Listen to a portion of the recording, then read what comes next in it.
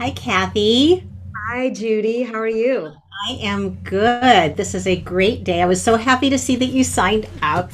Yeah. I'm going to ask you a few questions, and it's a And chance for you to talk about your book. Tell us a little bit about you, the story behind the book, and the goal here is to create a short interview that you will be able to use for marketing. I'm going to put it up on my YouTube channel. You'll have the ability to, embed it on your website or wherever else, and create links with you. And YouTube is a search engine, one of the, it's one of the largest. People sometimes watch, sometimes they listen. Welcome to Author Spotlight with Judy Baker, and today my special guest is Cathy Rath. And I am doing these interviews to give authors the opportunity to share about their books, about themselves, and about their business. And I think this is a really fun way to get to know about new books and to get to know about authors. So, welcome, Cathy. thank you, Judy. Uh, This is great. yeah. And my first question is, why did you write the book? Oh, and you know what? Tell us the title and little blurb about the book. Okay. Well, thank you, Judy. My name is Cathy Rath, and my book is called Ripple Effect. It is a mystery. It has suspense. It's set in a historical era of the 60s and 70s. And it's about a family who is holding on to secrets that are finally revealed as the book goes on. A lot of intrigue in it. It gives you the opportunity to really get back into that framework and that time and how these secrets were rooted in that particular historical era. What was the reason you decided to write this particular book? What was your spark that got you moving on this path to write it? Right. Sadly, this book, the origins, were occurred on shortly after 9/11, almost 20 years ago. And it was on the very next day, September 12th, that when I opened the newspaper and saw the list of the Flight 93 manifest of folks who were on that flight, I was shocked, surprised, nauseous, because I had a dear friend who was on Flight 93, Oh, a former co-worker who became a friend. Her name was Lauren, and she had just turned 38. I had seen her 10 days earlier on her birthday on August 31st, and she had shared that she was going back east, New Jersey in specific, to visit her ailing grandmother, and that she probably would not ever see her again. Who knew? Um, it gives me the chills to think that that was the last time I saw her. And while globally that day will have has changed all of us, the entire world, it was never the same. For those of us who were unfortunately had people who we knew and we loved on those that day that so many people lost their lives, it became like 1 degree of separation. In June of 2002, I lost my college boyfriend, who I was friends with for 30 years, died of colon cancer. And 2 years after that, my 91-year-old grandmother died of old age. There was a lot of losses in just a year's time, and I was didn't know what to do to heal and to get through it. And so I went through some grief counseling and decided that I would channel the pain and the sorrow into writing a novel. I thought, well, maybe they can be my netherworld muses and I could pay tribute to them in some way.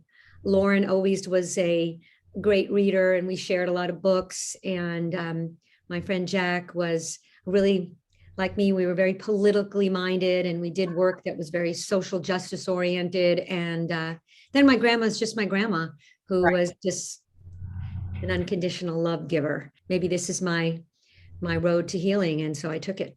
Well, that's awesome. I certainly understand about writing to process feelings after a big event or a big loss. I started writing I was in the middle of writing a book when I was diagnosed with ovarian cancer, and then I started a memoir when I finished that treatment. So I so get it.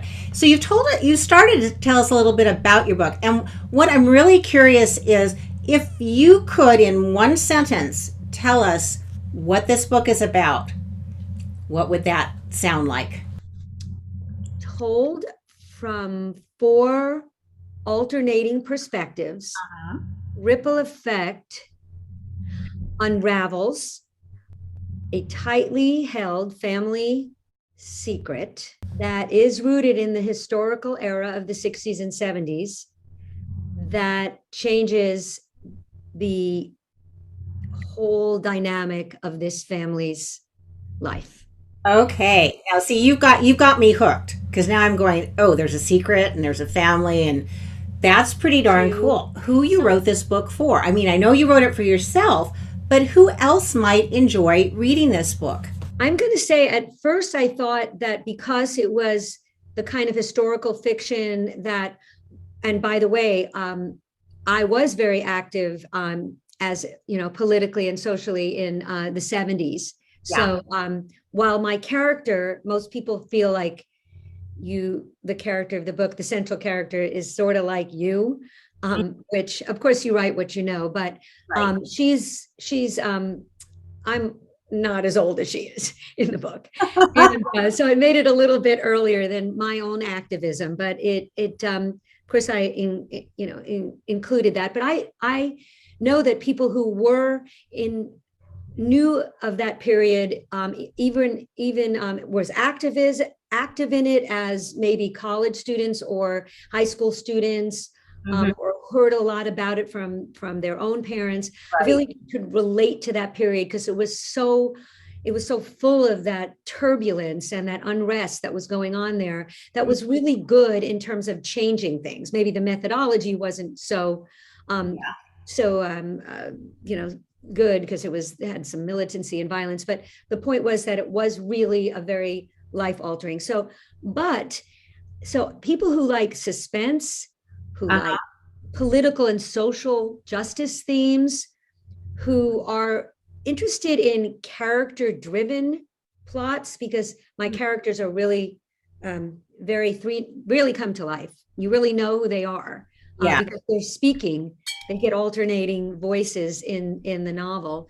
And I think it doesn't matter what generation you are in. I think it also has that page turning mystery in it that you really want to find out. Yeah.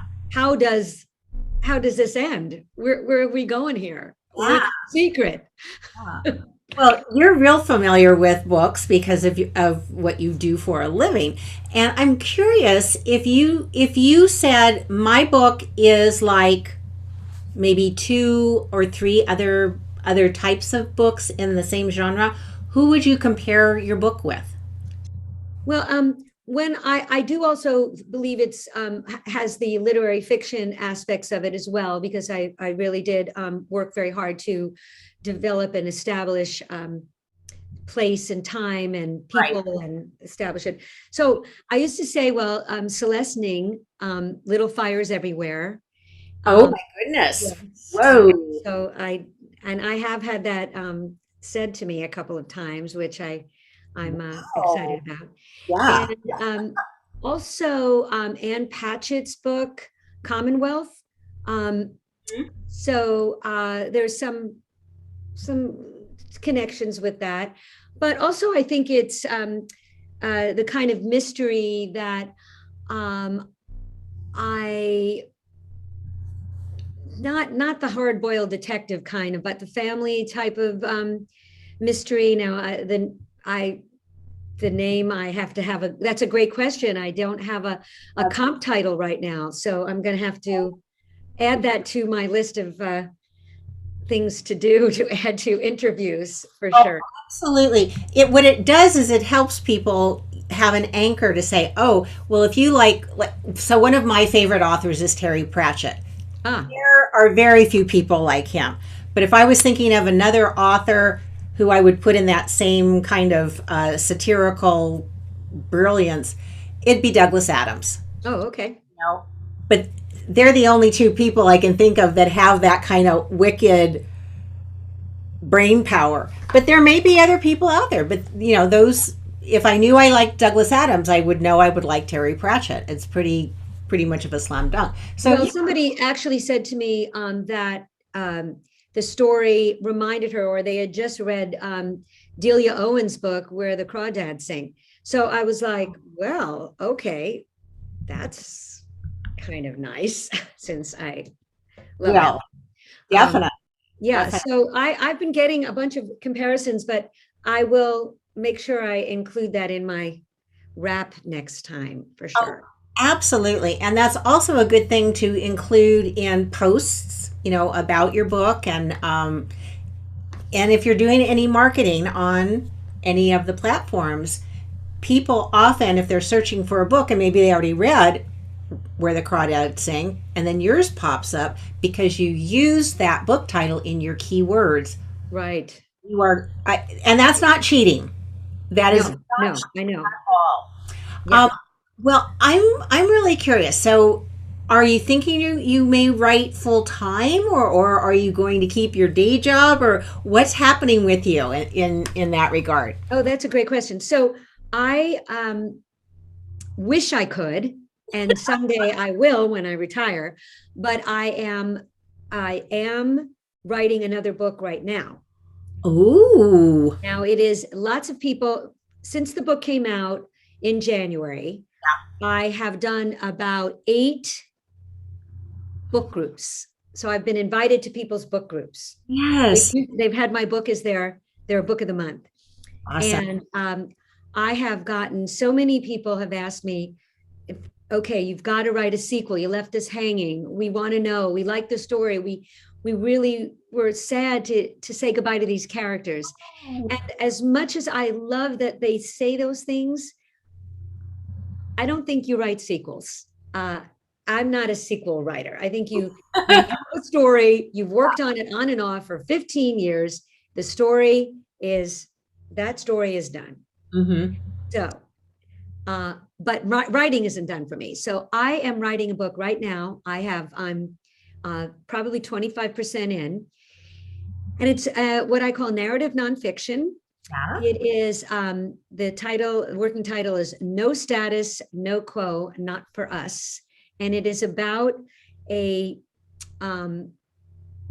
dear friend of mine and a colleague who is the former police chief, a female, for the Emeryville PD. She was also a police chief for Sausalito Police Department. She retired after 26 years, and she comprises only 1% of female chiefs in the entire country. That's nuts. And she has had a remarkable life. She comes from Ireland, and she immigrated here when she was in her early 20s, and she had nothing and has ascended in the ranks of a very male-dominated profession and made huge difference, changed things in her community. And we worked together for a short period of time on a very important violence prevention program out in Marin and for women. And so I'm writing her story, but I'm writing it from it'll be a page turner, I will tell you. Oh, I love it. Because she has a great story, and it's nice to be able to already have her story and then being able to craft, I've already got the chapters and where it goes and how it works. And as a teacher who teaches women's health and talks about the public health crisis of violence against women, I also have going to put in many credible and factual information that will teach people also about what this is and what can we do about it, kind of thing. So weaving that into her story. Oh, So that's my big that's project. big. Oh my goodness. Well, how would people get in touch with you if they wanted to know more? Well, I have a website, Oh, and would you like yes, would you like to share it? yeah, it's Cathy Rath writing coach.com. And Okay. I'm constantly updating it, but I have all my services. So I have, yep, there we go. Oh, that's Thank awesome. you. Beautiful. There's the book. There's the book. I love it. There. And Yeah. then you'll see about me Yeah. uh, and more about my life and what I'm doing and my Awesome. work, and then my services, which is I'm a writing tutor. I help people complete their writing projects. I've helped 4 or 5 people get from an idea about a book to Yeah. the end. So work with them the whole time. So, which is very exciting and thrilling. And so, yeah, now that I have this forum and this platform, now that I've written a book, I'm hoping that the additional published author title Yeah. will up the cachet of people who would feel confident using my services and being satisfied with the results. I think that's wonderful. And it just, the trust factor goes way up Yes. soon as we know that. Um, so you answered my next question, which was how does your book serve your business? Because it does. It's proof that you know how to put together a book, get it professionally edited and produced, and I think that's awesome. If you wanted to, some support in getting your message out to the people who would be interested in your book and in your services, what could we do to help you? I would love, I am doing a couple of things. I'm trying to promote the book, Yeah. as you know, through our association with BAIPA, right? And how I learned so much last week. It's my first meeting, and there's so much I didn't know, and there's so much I still need to know about how you just advance your readership. I know we don't get rich selling books in this day and age. No, I think I saw something that if you're going to sell between 1 and 1,000 books, you're competing with over 2 million titles. Yeah. So, Easily. so it's not about that.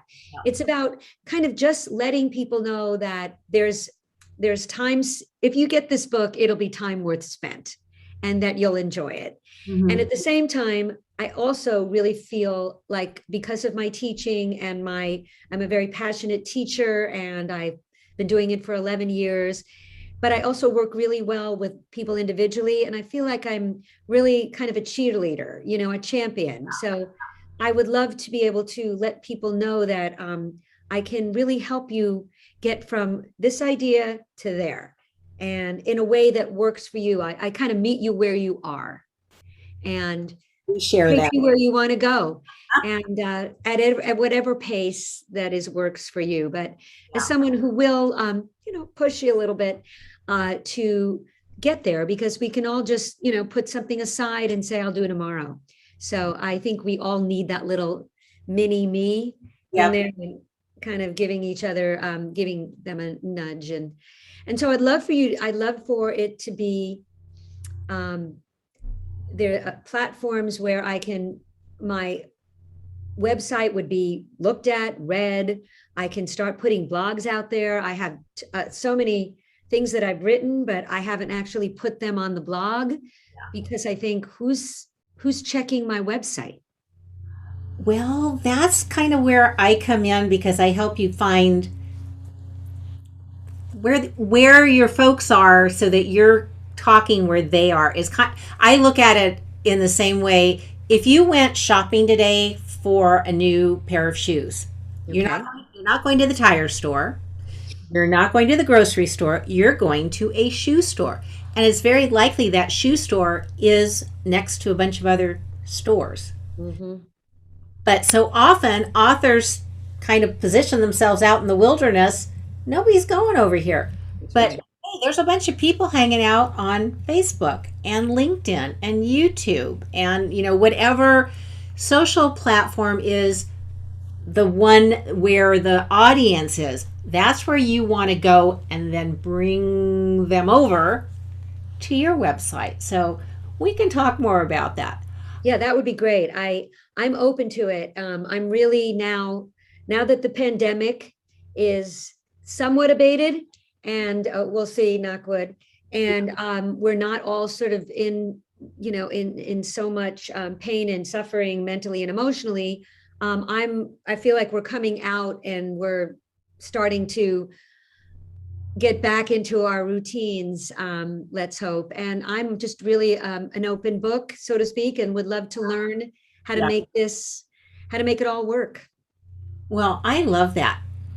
Before we end, is there something we should know that we don't know about you? Maybe something that is maybe be a secret because you just wrote about a secret. Something that we would be delighted to hear about.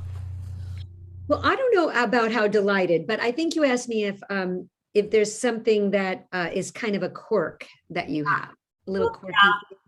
Yeah. Well, as you can probably imagine, I am um, an extrovert, so I'm pretty out there, and so I have to say, I'm fearless and have no hesitancy whatsoever of if I spot any kind of celebrity of any ilk, anyone, I have no problem going up to them, Yeah. engaging in conversation. And just for example, I was in New York and I was at a restaurant and there was Alec Baldwin. And people were avoiding him, not me. I said, "Hey, this is great. I can't believe I'm meeting with you. I'm seeing you here." And he goes, "Okay, what's your name?" And we had a nice conversation. I thanked him for keeping us in stitches over the last 4 years versus in tears. Yeah. And he ended up introducing me to his wife. And I spent a couple of minutes with them. And I feel like they're just people. And I know that you want to respect their privacy, but I feel like my motto is just be courteous, friendly, funny, and nothing ventured, nothing gained. So and folks say that to me all the time. I can't believe you just went up to Barry Bonds on the bike path and started talking to him. And I said, why not? He's just a person. So Oh, that's something I don't have any problem with. oh, that is exceptional. I did have a question, another question, going back to the book groups that you've been Yes. talking with. How did that come about? Well, that's been really great. Again, having to keep, it's hard to promote yourself, but once you're in that game, you got to do it. So I have my own book group. So they, of course, had to read it. So they read it and they gave me feedback. But Yeah. then the friend that I'm writing her book about, my good friend, she has a book group, so she invited me. Then my hairdresser, this is great. Hairdressers. Oh, Okay. we know everybody. She read my book and she took books and she said, "I'm going to put them here by the checkout here." And I No. talked to people about it. And she must have sold 20 books for me. No joke. Oh, And two of them were from people who had book groups. So I went cold blind to people's houses, didn't even know anybody, and did two book groups. Then I did three of them online to other people who are my cousin from Florida, a friend of mine from Santa Barbara, so, and then I've gotten, and this, a group from Apple did it. I did that. So I've been kind of getting so much great feedback. yeah. Believe me, Judy, that is, you're going in just like this interview, and people start telling you what they think about the book, where it went for them, asking me questions about my backstory, because there is a really good backstory about the actual content of the book. Yeah. and asking me questions the same thing. What Yep. would you have felt like you should have put in but didn't? What did you do? And so it's been now you're asking me all these questions, so I have to kind of keep that rolling. But those have been wonderful. I'm doing one for the Sausalito by the Bay in a couple of weeks. Yes. Oh, So, and then the big news is that I think I mentioned is that Book Passage is reopening their in-store events, right. and I've got a date on October 2nd at 4 p.m. I am an event host there, and I've been introducing authors for 5 years, so I get a chance at the podium to be introduced for the first time. So I'm Wow. excited. That is that is so so cool. Well, Kathy, I appreciate your time today and doing an author spotlight. I learned a lot about you, which is wonderful because we just met each other. I learned about your writing career. I also learned about how you help other authors. And that is fabulous because I'm always wanting to connect people with the right resources. And just like you, I meet people where they are. I don't tell them, you must do this, this, and this. I want to know what your goals are and to support you in reaching them. And I think you're off to a flying start. And I am very happy to have the privilege of interviewing you. I really enjoyed meeting you too, Judy.